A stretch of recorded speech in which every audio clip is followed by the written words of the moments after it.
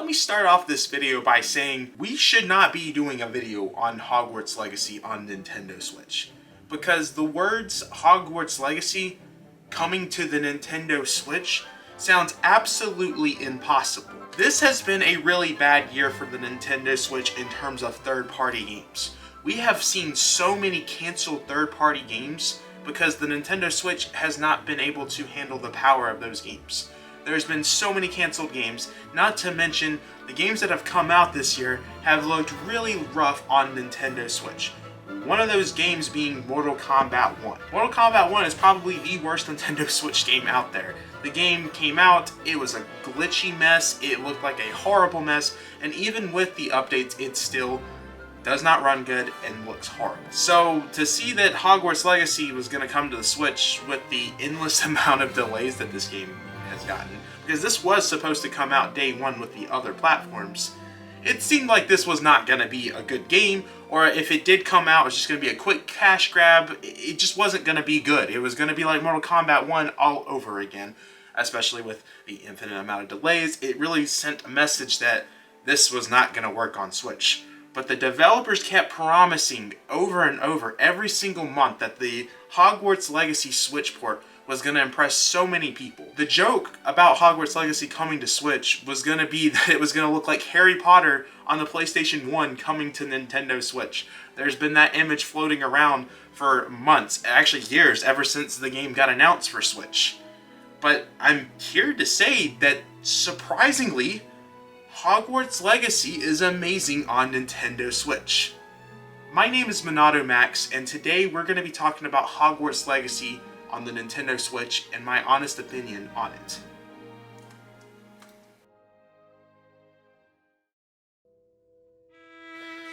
One thing that I think is really interesting about the Hogwarts Switch port, from my understanding with the research that I was able to do, the team that did this port actually did the Mortal Kombat 1 Switch port. So I was heavily scared when I found out that information. I thought it was going to be impossible that Hogwarts Legacy was going to be able to run on the Switch, look good on the Switch. But they proved me wrong. So let's start off with opening up the game. The opening of Hogwarts Legacy, I think, is so impressive on other consoles because that has so much happening at once. And when I played that, I was like, yeah, I don't know how they're going to do this on Switch, how they're going to do the opening of Hogwarts Legacy on Nintendo Switch. And I have gameplay of it. I didn't get a single loading screen for Hogwarts Legacy between the first 25 minutes of what I played through the gameplay that I recorded. And I thought that was incredible because what was happening throughout the whole, I don't want to call it demo, but the whole opening of Hogwarts Legacy, the Switch should have had to have multiple loading screens because of the amount of different worlds we were entering. One of the things about the PlayStation 5 is its SSD drive. So you're able to see that utilized in a lot of PlayStation games, entering other worlds just like that with no loading screen. Somehow the Switch, with the opening of Hogwarts Legacy, was able to do that. And I don't know how. There was not a single loading screen. And I think that is incredible. That should not be able to happen on Nintendo Switch. The one thing with Hogwarts Legacy that does happen with the game is it does have cutscenes. Now, the PlayStation, Xbox versions, they have cutscenes, but you can't really tell because it looks like the game. With what they do for the cutscenes on the Nintendo Switch version is they make the cutscenes look better, but they try to make it not as obvious that you're witnessing a cutscene. However, I don't like the transitions that they do with cutscenes to actual gameplay, because I think it's better just to show it how it is rather than combining what we are not going to actually be getting with the visuals. They made Switch visuals of the cutscenes, but they're not actually Switch visuals. I don't know, I think for me, it was a little confusing to see that because you're not sure what is the game that you're going to play, and I think it kind of defeats the purpose of a Switch port if you're making some parts of the game look better, but you're not going to be able to play what looks better, if that makes sense what I'm trying to say. The transitions did not work very well for me, and this is something that you see throughout the whole game, and that is probably the only big problem that I have with the Hogwarts Legacy. That's probably going to be a hot take because I've seen people out there say that, oh, it's so cool how they made their own cutscenes with the Switch to make it still look good. As just for me, I think it's very noticeable. That type of stuff is noticeable to me, and I'd rather see what we were supposed to see with the actual gameplay. I don't know, that's probably going to be the hot take. I'd like to know what you guys think in the comments for that one. Now, let's go into the textures and pop-in of Hogwarts Legacy. I thought for sure there was going to be a giant pop-in problem with Hogwarts Legacy because this is a huge world. This is the world of Hogwarts into a Nintendo Switch game. I mean, the open world side of Hogwarts Legacy is massive. And for that to be on the Switch, I was like, okay, this is going to have a pop-in issue. Because if you've seen games like Sonic Frontiers, I don't like the Switch version of Sonic Frontiers, and that's mainly because of the pop-in issue. Now, that pop-in issue exists on other platforms, but it's worse on the Nintendo Switch. So I figured we were going to see something similar of that on the Switch version of Hogwarts Legacy, but I'm here to say that the pop-in issue is not really a problem. It happens a few times, but it is nowhere near as bad as Sonic Frontiers. And the textures, I've had a lot of the times where the textures are already loaded into the game. There's been a few times that I'm walking and I'm seeing the textures load in, but a majority of the time that I was playing Hogwarts Legacy, the textures was already loaded in and looked somewhat decent. I mean, it looked like Switch textures. And I think that says something because this is supposed to be a bad version of the game. We're not supposed to be playing this game. It's supposed to be awful on Switch, but I mean, even the frame rate. I have not really had many frame rate drops on the Switch version. It's been pretty much at a locked 30 frames per second, which I think is incredible. Because even when Hogwarts Legacy came out on other consoles, on launch day, it actually struggled with the frame rate at times. They had to come out with many updates to fix the frame rate. But the Switch version rarely had frame rate drops for me. It stayed right at that 30 frames, which I think is incredible. There is a noticeable difference. I mean, obviously, anytime you're going to play a Switch version of the game, you're going to see visual problems.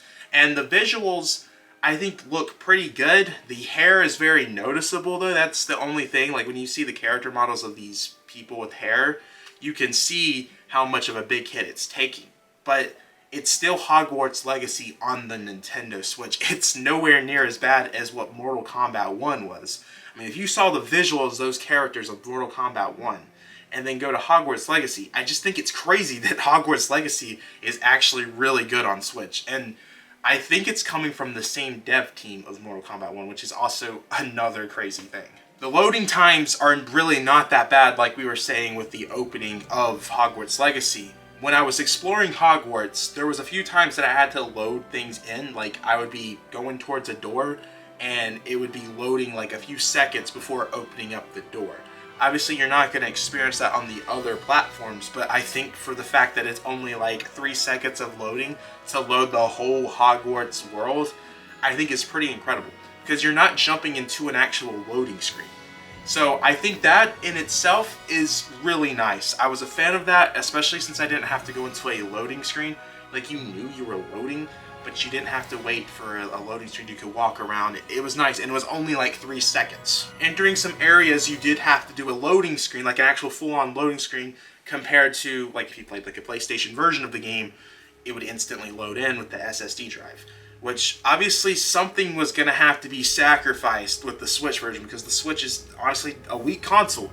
It shouldn't be able to run games like this, and the developers found a way to make Hogwarts Legacy still play well on the Nintendo Switch, and the loading screens are probably what is the sacrifice there, because you do have to sometimes, when you're entering certain areas of the game, you're stuck with a loading screen that is sometimes 20 seconds, 30 seconds, and in all honesty, not bad compared to other third-party games that I've played out there. I've had screens take a few minutes sometimes.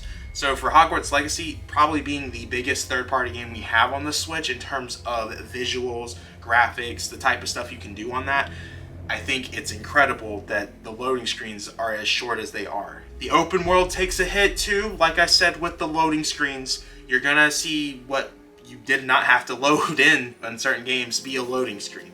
That's really the only downside of the Switch version, is there are certain areas of the game that did not have a loading screen before have a loading screen onto the Nintendo Switch. But the open world is still big of Hogwarts Legacy. It is still Hogwarts Legacy on the Nintendo Switch. you are getting the full experience of Hogwarts Legacy on the Nintendo Switch, which is really crazy to say. And to say it's not a frame rate mess, mind blows me. The only time that you really notice the graphics are going to be when you're near water areas. You're going to see water and be like, oh wow, that is definitely a Nintendo Switch game. But other than that, I think the graphics are pretty good. I think, like, I'm saying pretty good for a Switch port. Obviously, if you compare this to like first-party games, the actual Hogwarts Legacy on other consoles, it's not going to look good. But for a Switch port, all things considering what the Nintendo Switch is, visuals, graphics, all of that looks very good, and I'm very impressed for that. I think what defeats Hogwarts Legacy was the cutscenes. That would be the only con that I have with this game. So with that being said, I have to give Hogwarts Legacy, the Switch port, a 9 out of 10. All things considering, Hogwarts Legacy, being able to put this on the Switch, to be able to have it not be a graphical mess, glitchy mess, frame rate mess, after everything that we've seen with Switch ports this year, I think the team at Warner Brothers have done an incredible job with putting Hogwarts Legacy on the Nintendo Switch, and shows that with time and effort, you can pretty much put anything on the Nintendo Switch. You just gotta be patient, and clearly they were not patient with Mortal Kombat 1. And the game itself, Hogwarts Legacy, is an incredible game. To be able to say that I can play that on my Switch is a statement in itself. And I probably will be playing Hogwarts Legacy mainly on my Switch, because there is so much to do in Hogwarts Legacy that I don't have enough time to put that into my PlayStation 5. With my Switch, I can experience the worlds and side quests that you can do of Hogwarts Legacy, and the multiple different things that you can do on the Switch on the go. Which, again, crazy to say that you could bring this game on the go with you. This will be the version that I play Hogwarts Legacy on, just due to time. Obviously, if I had time, I'm going to pick the PlayStation 5 version over the Switch version, but this is a Switch review. We can't be comparing PlayStation 5, Series X, that type of stuff, because it's obvious you're going to go with those platforms if you have those platforms to you. If you only have a Switch, Hogwarts Legacy is great on the Nintendo Switch, and you should buy it. The game is amazing, the Switch port is amazing, and I have to recommend this. This is probably one of the best Switch ports out there for the Nintendo Switch. Now, I want to know what you guys are thinking. Did you guys pick up Hogwarts Legacy for the Nintendo Switch, and what do you think? What was your problems with the Switch version, if you have any problems at all? And do you have any favorite Switch ports out there that's your favorite? Is Hogwarts Legacy #1? When I do my next top 10 video on third-party games, don't be surprised if you see that one right there, because that is a really good game. I am very impressed that they were able to put that on Switch.